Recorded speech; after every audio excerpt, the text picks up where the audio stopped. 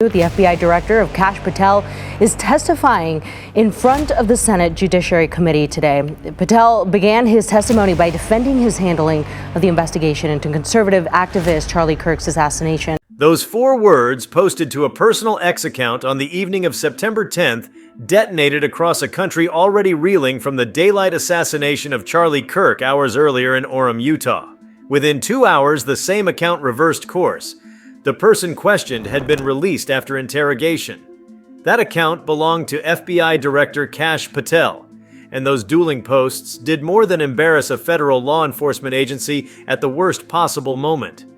They set the tone for a response that lurched between show of force and show for social media, between grief-stricken solemnity and real-time hype.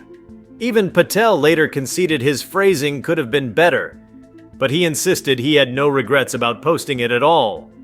The insistence itself revealed the core problem. In the volatile days after Kirk's killing, Patel didn't just mishandle a sensitive investigation. He mishandled the country's need for steadiness, clarity, and restraint. Before we start, smash the like and subscribe buttons for more updates. On September 10th, 2025, the 31-year-old conservative activist and Turning Point USA co-founder was shot and killed while speaking at Utah Valley University in what state officials immediately characterized as a political assassination. Within days, a 22-year-old suspect, Tyler Robinson, was arrested after a multi-state manhunt, but the shock never eased. If anything, it hardened into a broader argument about political violence, security, speech, and how institutions respond when the flashbulbs blind them. For the FBI, that crucible was always going to be unforgiving. For Patel, it became a referendum on a leadership style that elevates speed and visibility over discipline and care. The first and most obvious misstep was the premature in custody declaration, followed by the public walkback. In crisis communications, first impressions can become permanent frames. Correcting them in the same medium, minutes or hours later, rarely undoes the initial damage. Patel's public defense, "I was being transparent with the public on our findings as I had them," confuses transparency with speculation. Transparency is the disciplined release of verified facts at a cadence that does not jeopardize an active investigation. Speculation is the sharing of provisional, emotionally satisfying tidbits that might be wrong or misleading.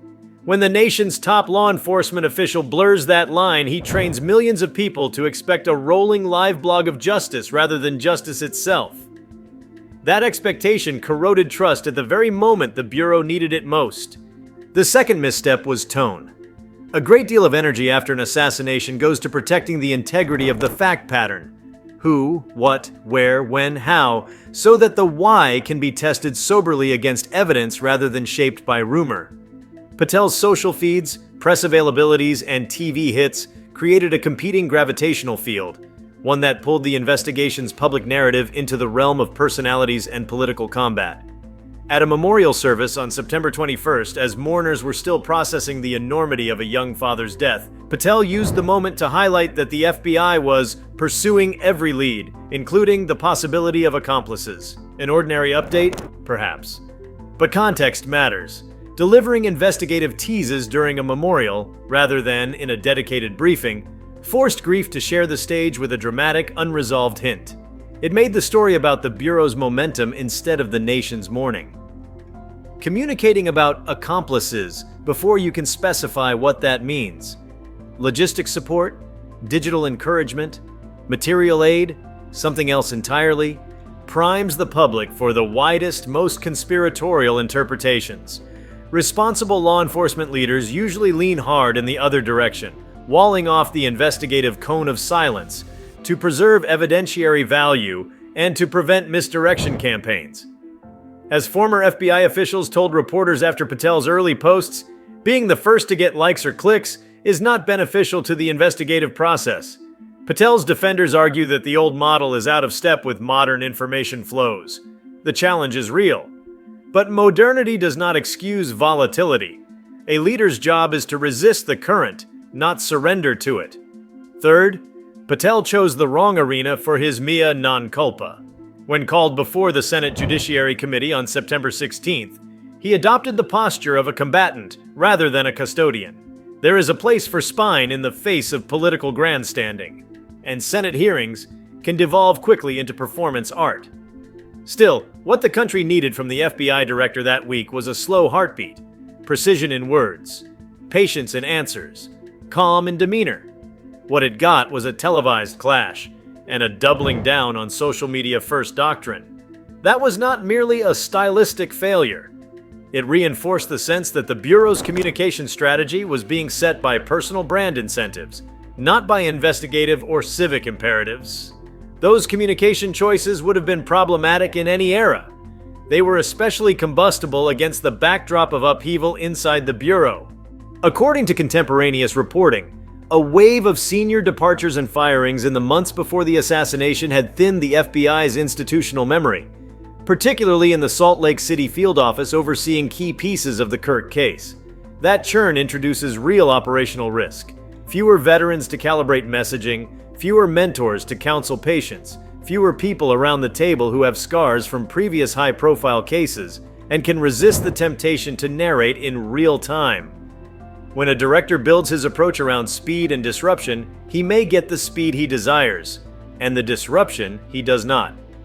The most generous interpretation of Patel's instincts is that he wanted to meet the public where it lives. After all, the assassination itself was witnessed by thousands, recorded on dozens of phones, and immediately refracted through partisan and influencer ecosystems that don't wait for press conferences. The idea that the FBI can simply sit above the fray and release one carefully worded update every 3 days is unrealistic in 2025. Yet acknowledging that reality doesn't require becoming a character inside it. The skill is to design a channel for authoritative, verifiable updates, quarantined from personal feeds, and insulated from TV bookers' demands. The Bureau had tools for that: press rooms, official accounts, periodic bulletins, but those tools were overshadowed by Patel's personal megaphone. He made himself the story. Others obliged. There was always going to be intense debate over what investigators should share and when. The Kirk case was fast-moving, charged, and leaking from the edges. News organizations across the spectrum were hungry and, in many cases, responsible in their caveats. The Associated Press focused on the hardest facts: time, location, method, and the initial law enforcement characterization of a political assassination. Major outlets tracked the manhunt and later the arrest. Opinion pages opened up questions about the climate that produced the killing. In that noisy ecosystem, the FBI director's words function like ballast. They should sink the unverified and raise the vetted. Instead, on night one, those words added an extra layer of fog. The consequences were immediate and predictable. First, the premature custody claim and its retraction became a talking point for every faction eager to delegitimize the Bureau, whether from the left amateur hour or the right clout chasing. Second, it encouraged a social media economy that rewards speed over sense. How many armchair sleuths posted that the case was solved when the subject news broke? How many spun elaborate theories about why the supposed suspect had been released, casting the reversal as proof of a cover-up rather than simple investigative correction? Every erroneous step becomes kindling for conspiracism. Third, families. Kirk's family, his friends, his co-workers had to watch the most important investigation of their lives filtered through the dopamine loops of platforms that profit from agitation. That is a secondary trauma leaders should minimize, not magnify. Even when Patel had hard information to share in the days that followed, like the Bureau's interest in whether the shooter had help or the broader map of digital breadcrumbs, his delivery tended to crescendo at moments designed for solemnity or to drop during friendly media slots that guarantee heat but not necessarily light. ABC News captured the Memorial Day accomplices update. Other outlets chronicled his insistence that more would be revealed as the probe moved forward.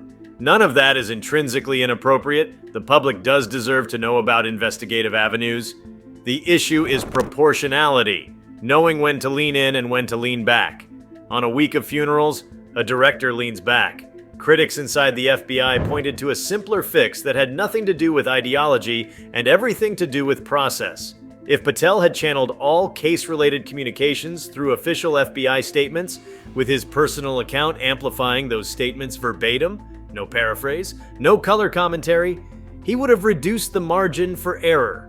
If he had committed to a predictable briefing schedule, a daily podium update at a fixed hour, he could have starved rumor by filling the vacuum with facts, not fragments.